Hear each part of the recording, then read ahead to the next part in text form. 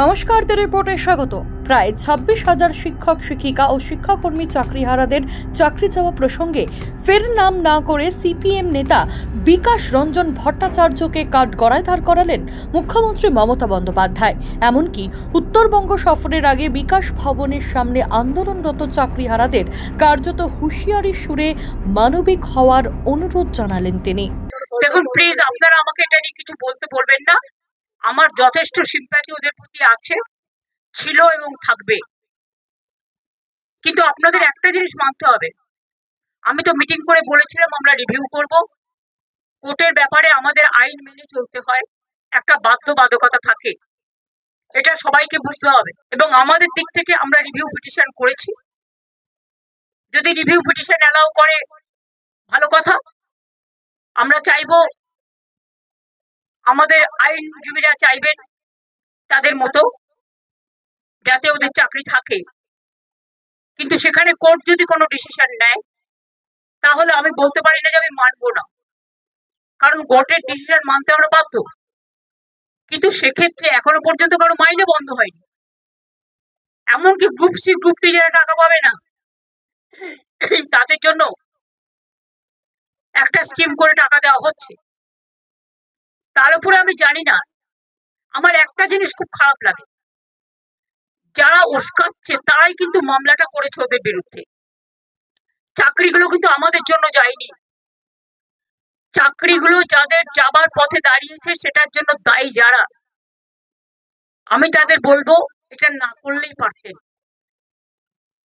যারা চাকরি খেয়েছে তারাই যদি আজকে নাটের গুরুরা যদি আজকে তাদের স্বার্থ রক্ষার গুরু হয়ে যায়, সেখানে আমার আপত্তি আছে। তাদের রাজ্য সরকারকে বিশ্বাস করা উচিত ছিল। আমি নিজে ওদের সাথে মিটিং করেছি।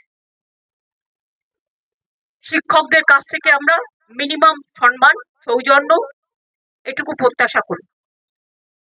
রাজনীতির ঊর্ধ্বে থেকে তারা সমাজকে সেবা করুক, বাচ্চাদের শিক্ষা দিক। সবাই সমান নয়, কথাও আমি নিশ্চয়ই বলবো। অনেকে কাজও করছেন, তাদের সম্বন্ধে আমাদের কোনো অভিযোগ নেই। যারা আন্দোলন করছেন তাদের সম্বন্ধে আমার কোনো অভিযোগ নেই। আমার অভিযোগ একটাই, কাউকে আটকে রাখা জোর করে যায় না, রাস্তা অবরোধ করে মানুষের ক্ষতি করা যায় না, এটা কারো কাজ নয়। এবং এতে বাইরের লোকেরা আছে।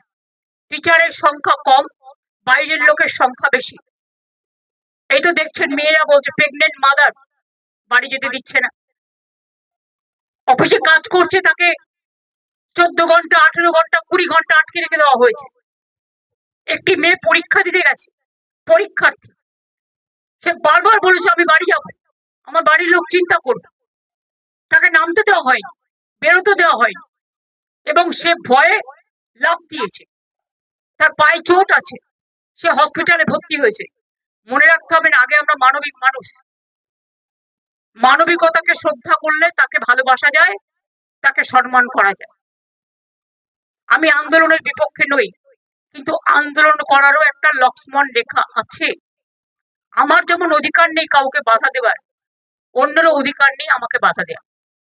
আমি তো বলবো আপনারা এখানে না করে আইনে লড়াই করুন, আমরা পুরো সাহায্য করব। আমরা নিজেরাও তো করছি, আমাদের সাধ্যমতো আমরা করছি। আমরা তো ওদের বিপক্ষে নই। কিন্তু কোনো রাজনৈতিক দল যদি মনে করেন রাজনৈতিক দল জল ঘোলা করবেন, তাহলে সেই রাজনৈতিক দলকে আমার কোয়েশ্চেন থাকবে, কোর্টে কি কেসটা তো আপনারা করেছিলেন, এটা করা কি ঠিক ছিল? জাস্ট এই পর্যন্ত না। কোর্টের কেসের ব্যাপারে আমি কিছু বলি না, যা করি আইনে করি, আইনত। শ্যামল পাল, দ্য রিপোর্ট, কলকাতা বিমানবন্দর। সমস্ত খবরের আপডেট পেতে লাইক করে সাবস্ক্রাইব করুন দ্য রিপোর্ট চ্যানেলটি। সেই সঙ্গে বেল বাটন প্রেস করতে ভুলবেন না। আপনাদের একটা সাবস্ক্রিপশন আমাদের জন্য অত্যন্ত মূল্যবান।